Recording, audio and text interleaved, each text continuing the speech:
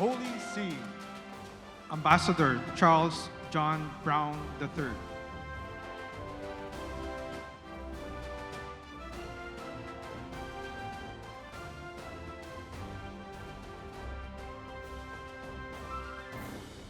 Kuwait.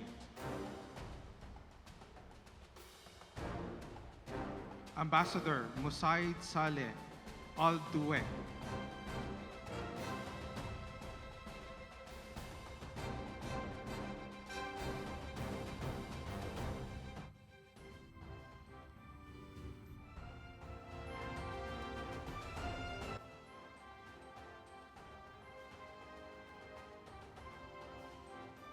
Morocco. Ambassador Mohammed Rida El Fassi.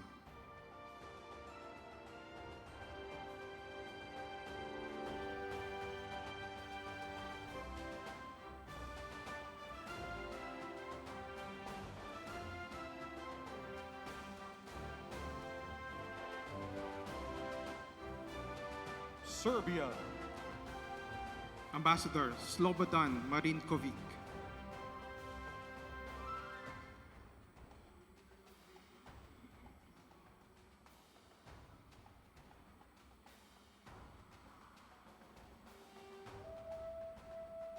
Yemen. Ambassador Adel Mohammed Ali bin Bahamid.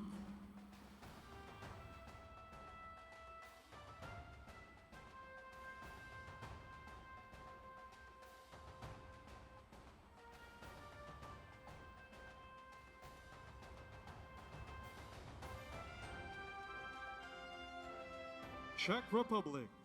Ambassador Yana Sheriva.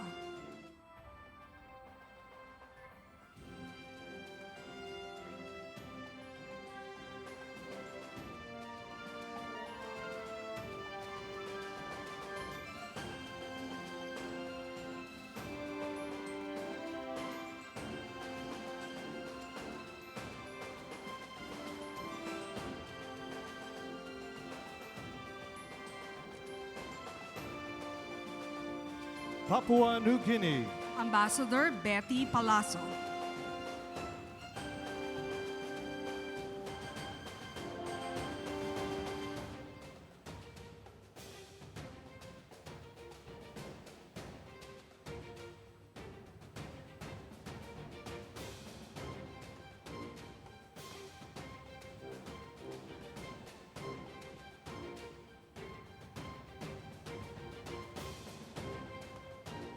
Singapore.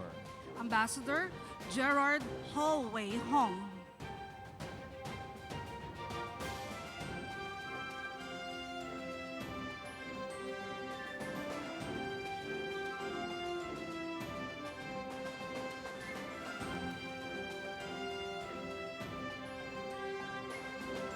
Germany.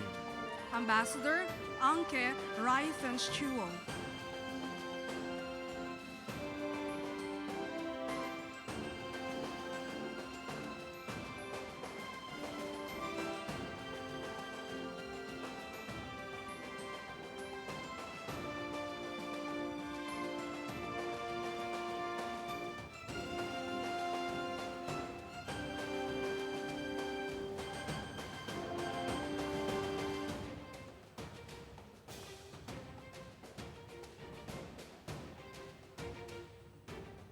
South Africa. Ambassador Martina Entombizodwa Radebi Nechitenze.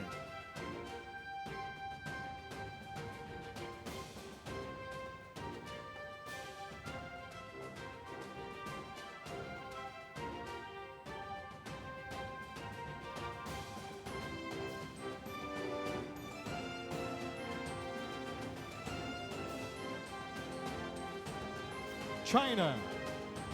Ambassador Wang Xilian.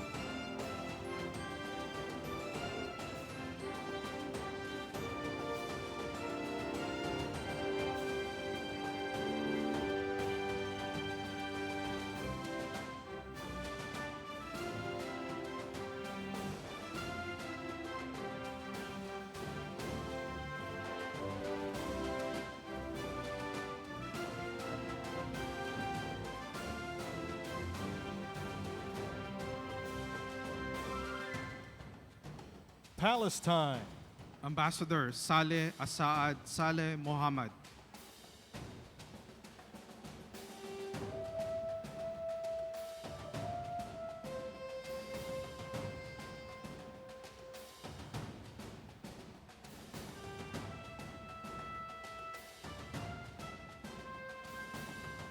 Iran. Ambassador Ali Reza Tutunchan.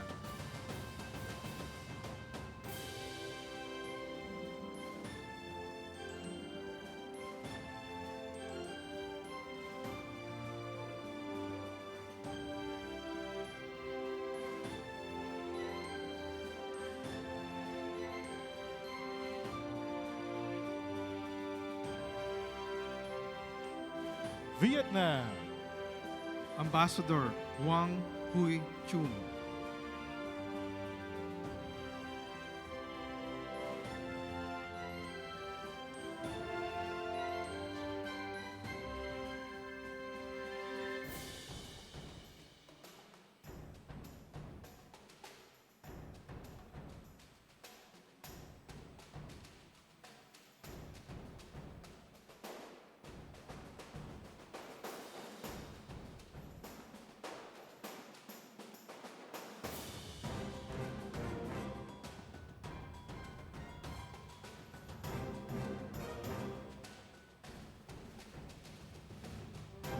India. Ambassador Shambhu Santa Kumaran.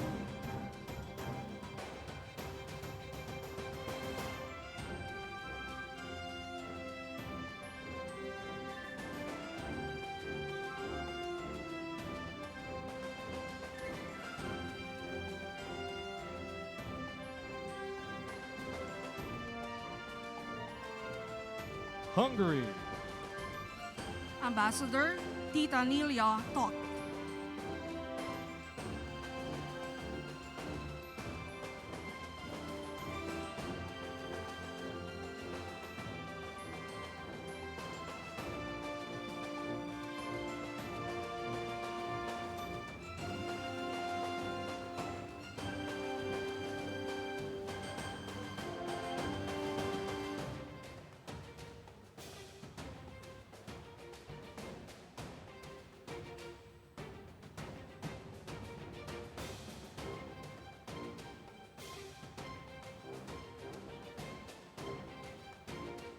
Russia. Ambassador Marat Pavlov.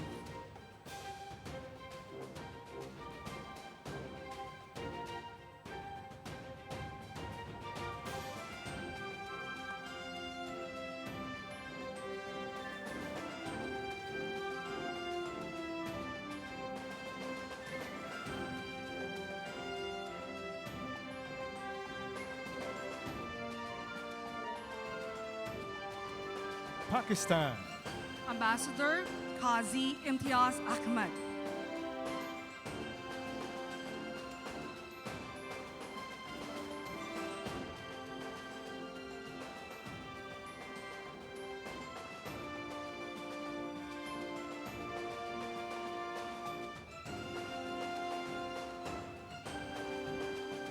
Finland. Ambassador Juha Marcos Picoe.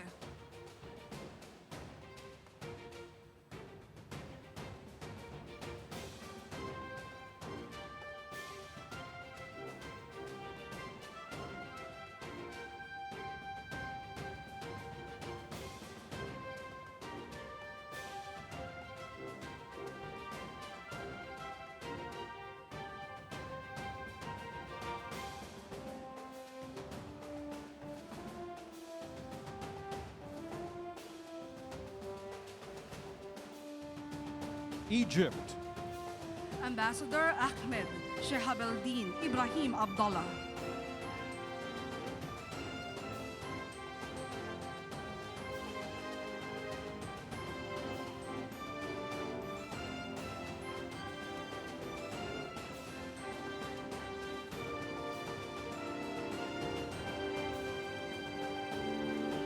European Union. Ambassador Luc Veron.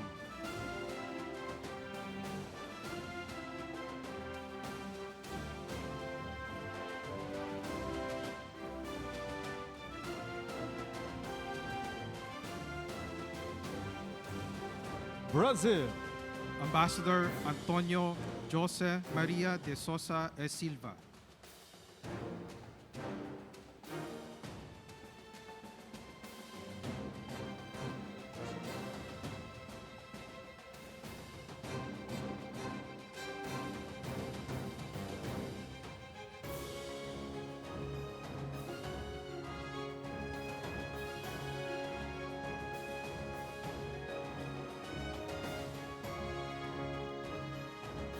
Korea. Ambassador Kim In Chul.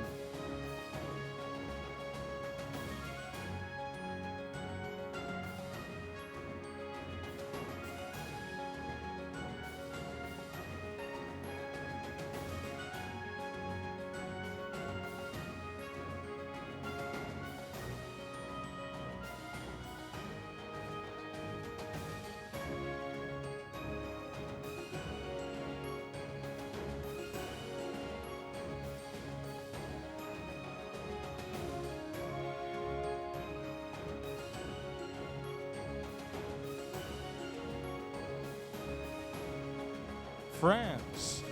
Ambassador Michelle Bocos.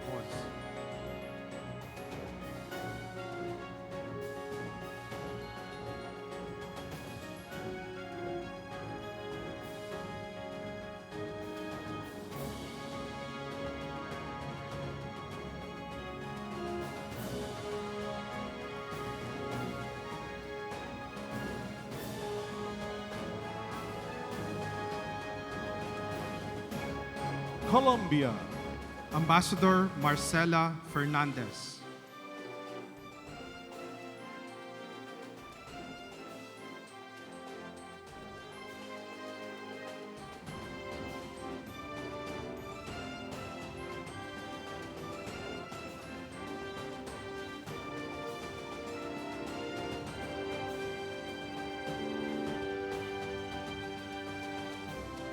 Belgium.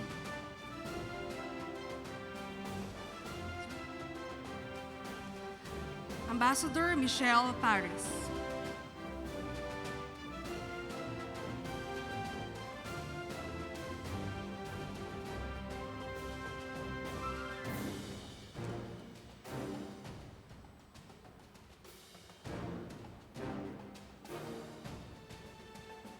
United Kingdom.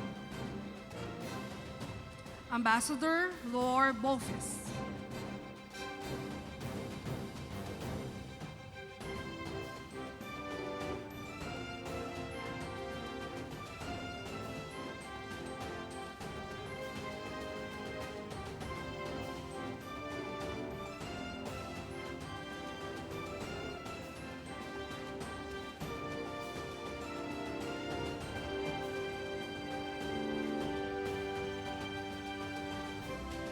Italy.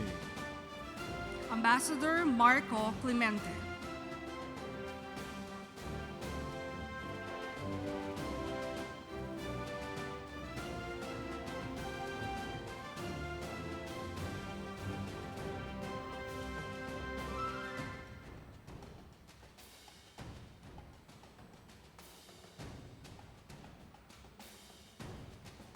Sweden. Ambassador Annika Thunborg.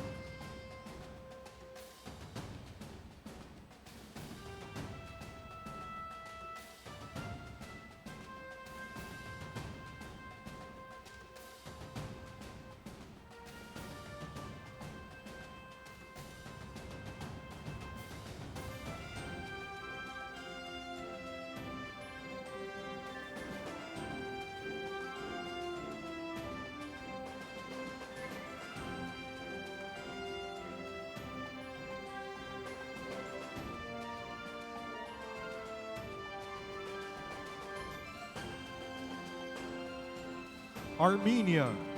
Ambassador Varam Kazoyan.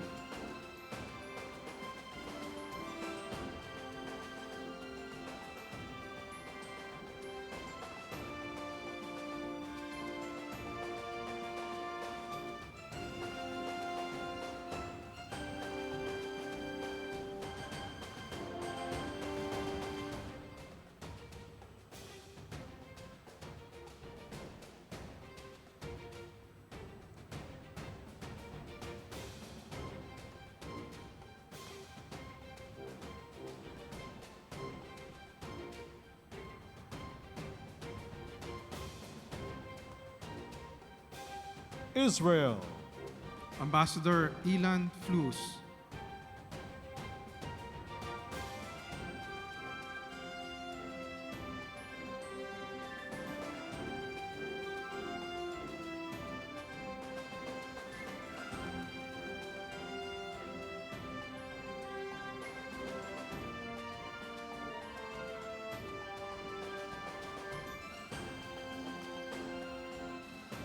Nigeria. Ambassador Folokemi Ibiduni Akinleye.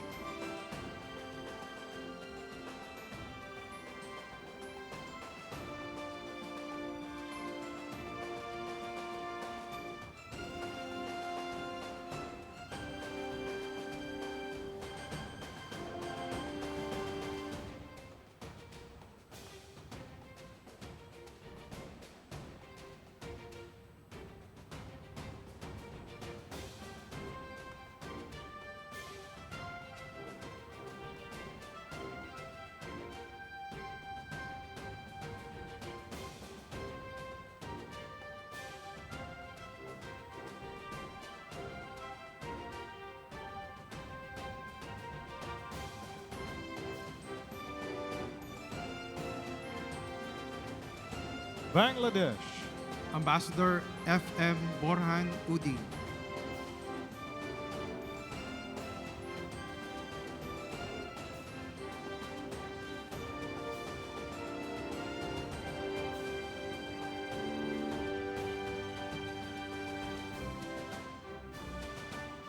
Ireland.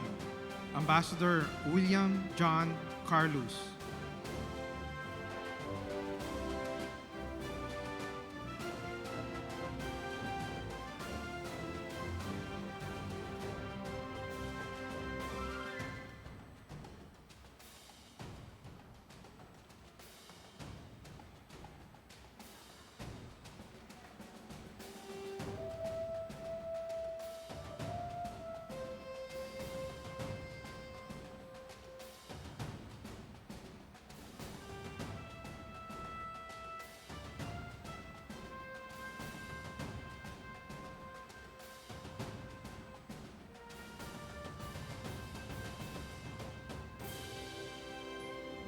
Romania. Ambassador Radutsa Dana Matake.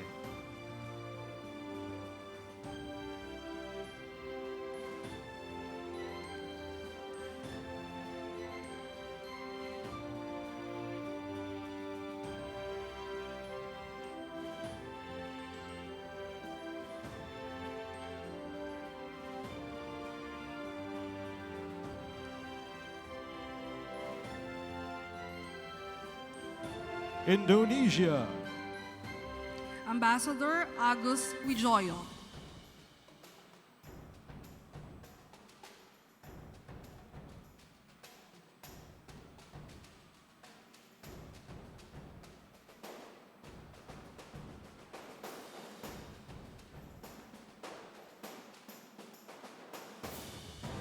Argentina.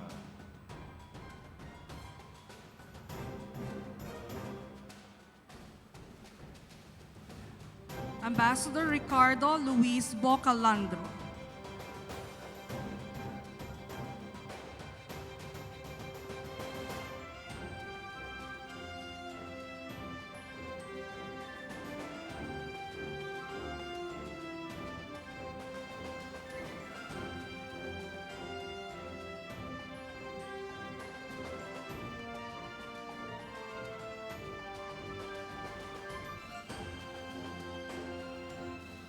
Greece. Ambassador Ioannis Periotis.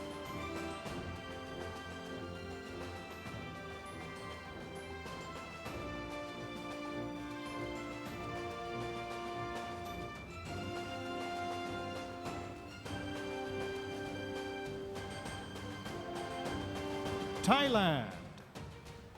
Ambassador Tul Trisorat.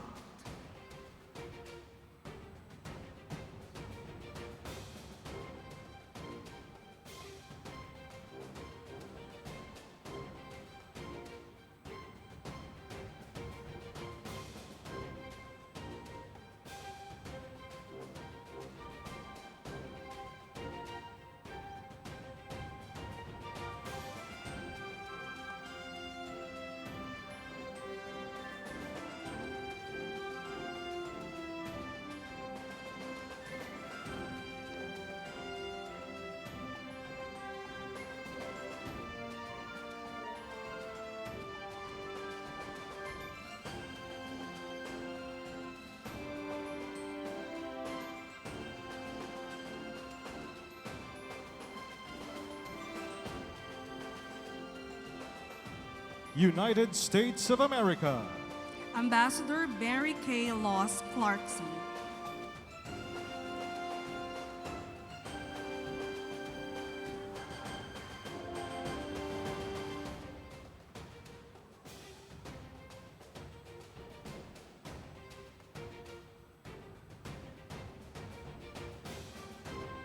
Netherlands.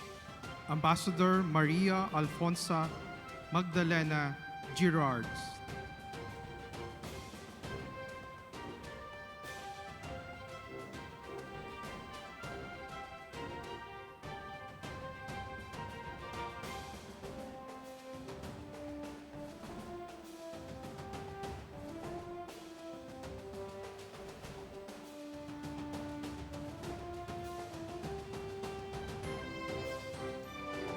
Austria. Ambassador Johann Brigger.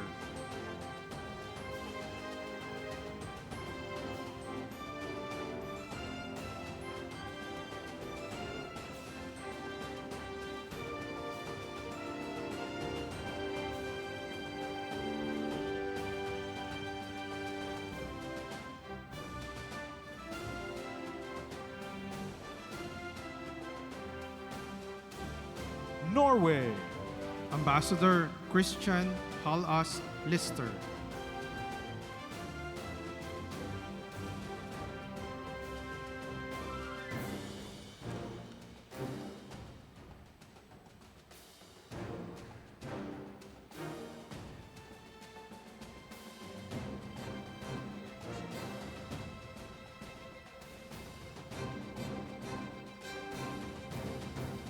Denmark. Ambassador Franz Mikkel Melvin.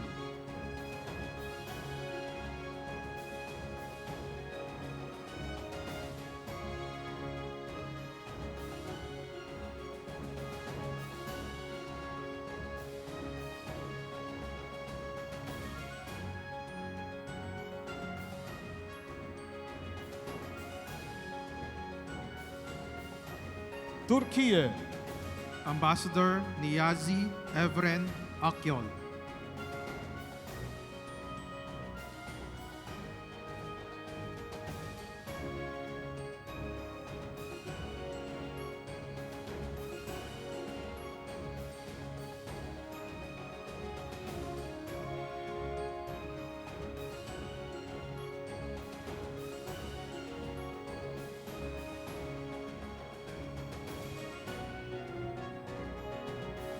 Spain.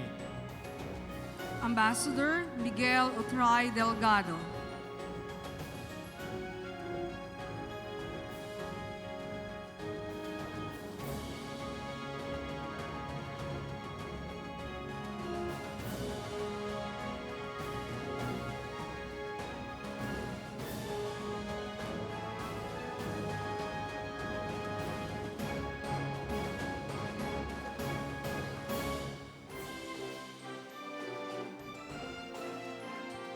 Laos. Ambassador Sonsai Vanasai.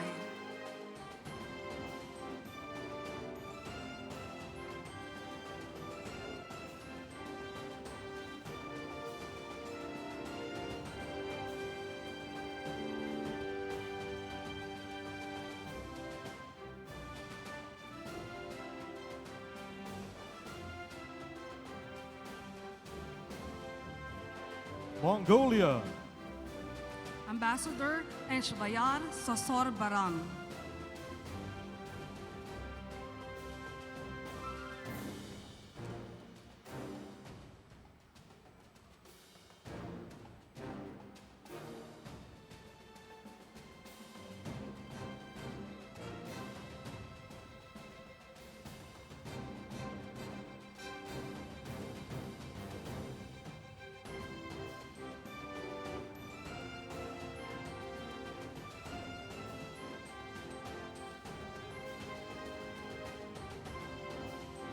Canada.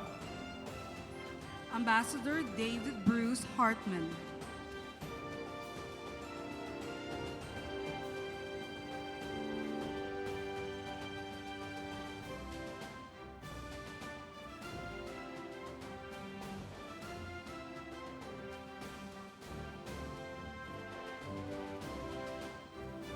Oman. Ambassador Nasser bin Said bin Abdullah Al Manwari.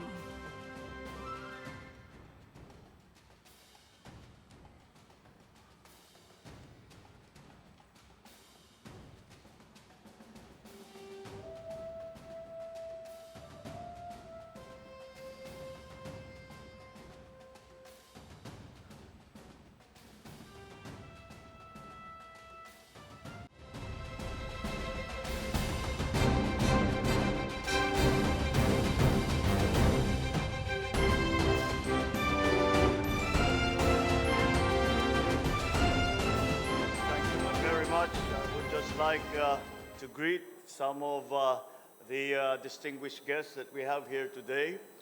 The Senate President, Mig Subiri, is present here with us.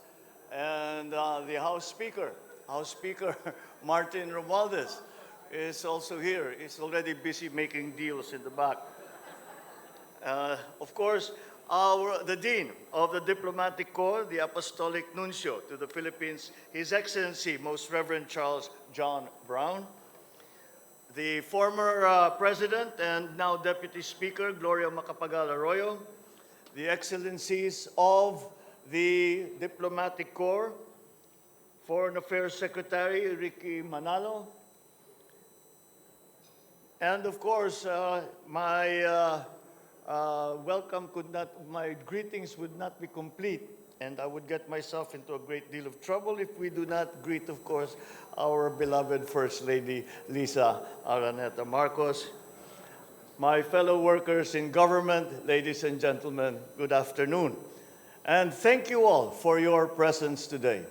I am delighted to see you all today as we welcome the new year with fresh enthusiasm and a renewed sense of hope for the future.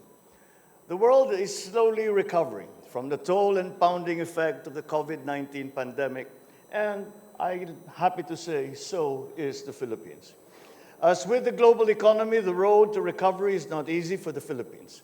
We grapple with the pandemic's lingering effects on certain industries and disruptions in the global supply chains. But with a clear vision, standing on sound ground, the Philippines is aiming for a post-recovery that builds and transforms the economy towards more resilience, inclusion, and innovation.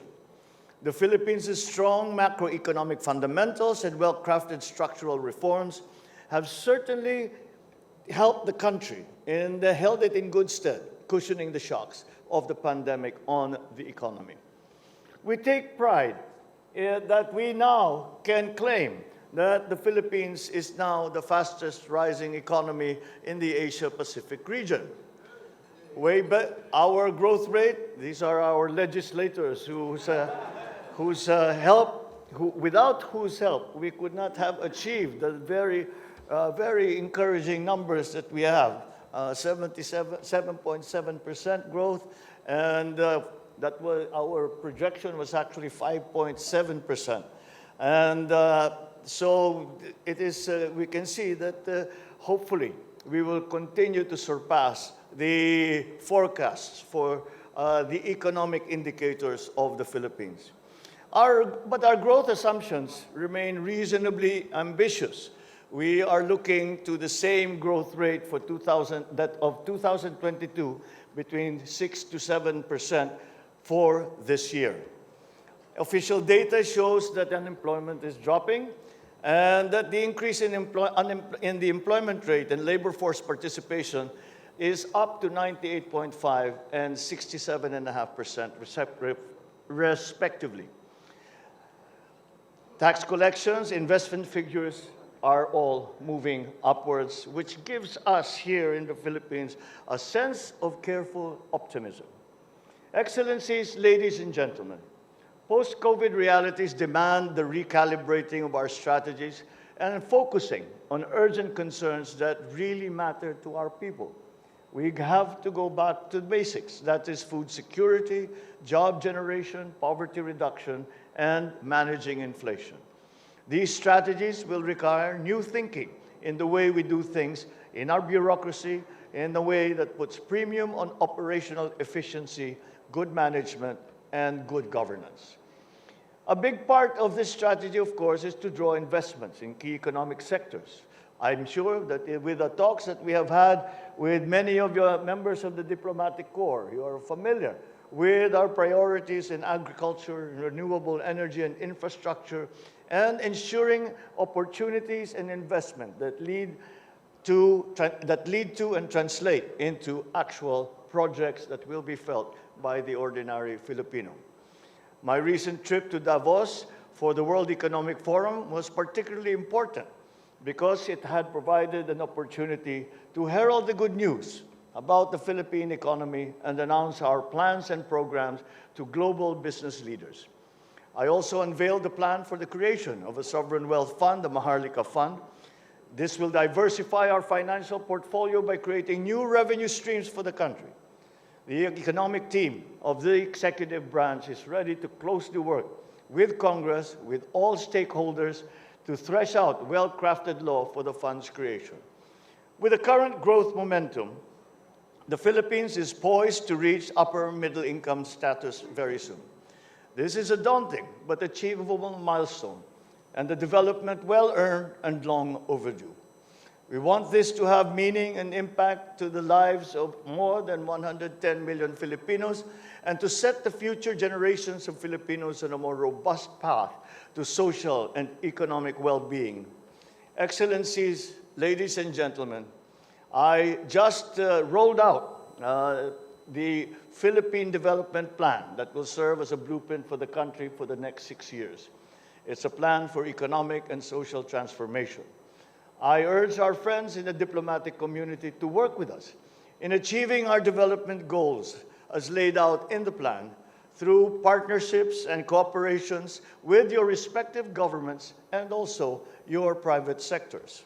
Let us discuss opportunities where our countries can participate to the mutual benefit of the Philippines and your countries.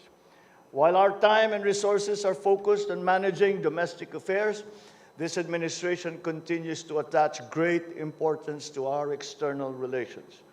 Our foreign policy is one that pursues international engagements on the basis of our national interest and in cognizance of the interest we share with fellow nations in pursuit of peace, security, and prosperity.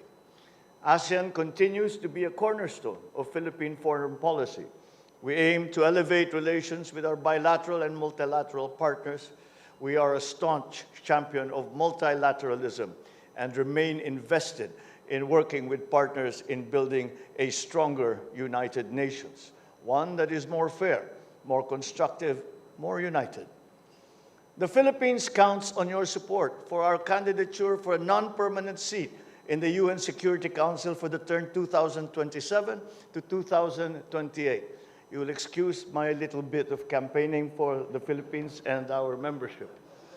The Philippines' bid stands on the strong foundation of our well-recognized contributions to the shaping of a global rules-based architecture that places people and human dignity at the center and respects the sovereignty of nations. The legacies of the Philippines as a responsible global citizen, I dare say, are solid. On this note, may I invite everyone to join me in a toast.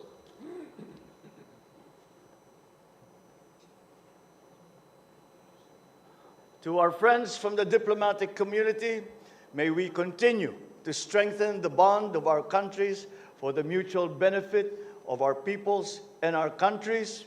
To my able colleagues in government, may we be guided by the Almighty as we continue to fulfill our mandate in the service of the Filipino people.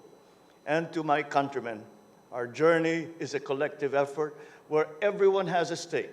Let us all work together for a brighter future, for a better Philippines. Thank you very much, and mabuhay po kayong lahat.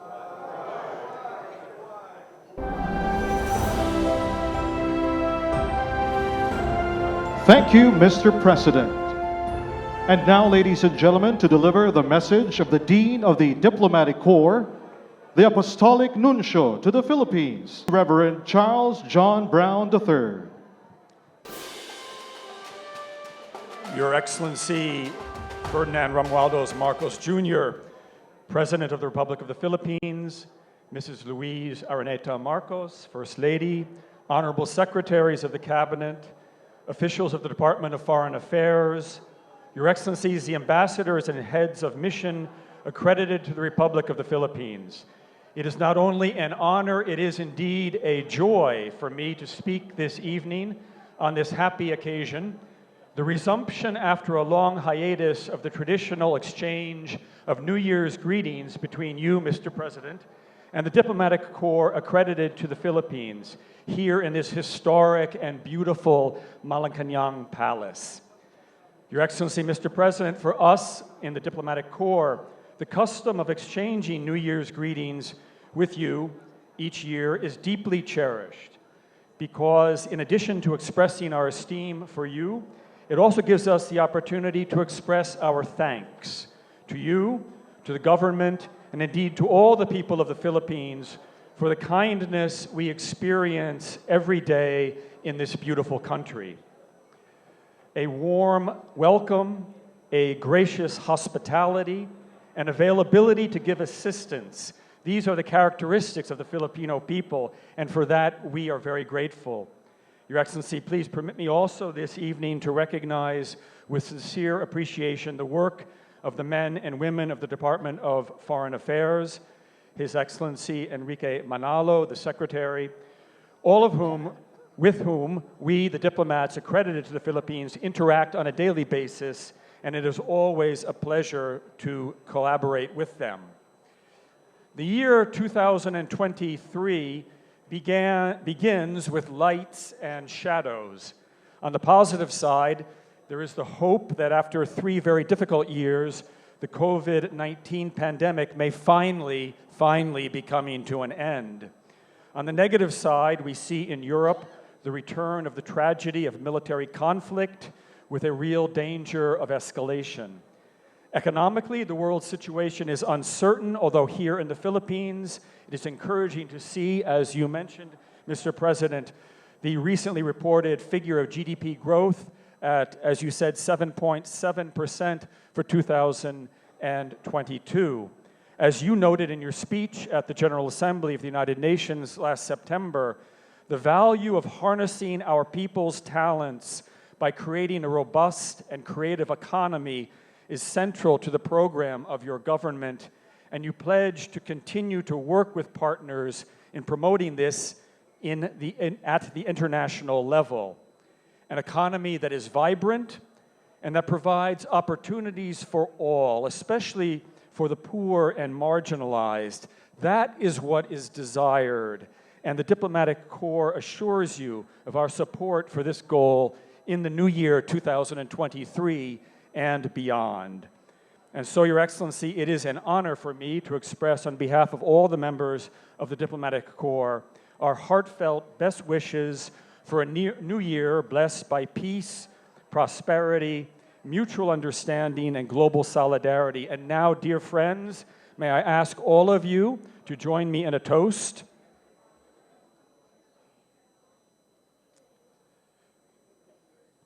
To the President of the Republic of the Philippines, His Excellency Ferdinand R. Marcos Jr., for his well-being, health, and success, and for the peace, prosperity, and happiness of the Filipino people. Mabuhay. Cheers. Bye. Thank you, His Excellency Most Reverend Charles John Brown III.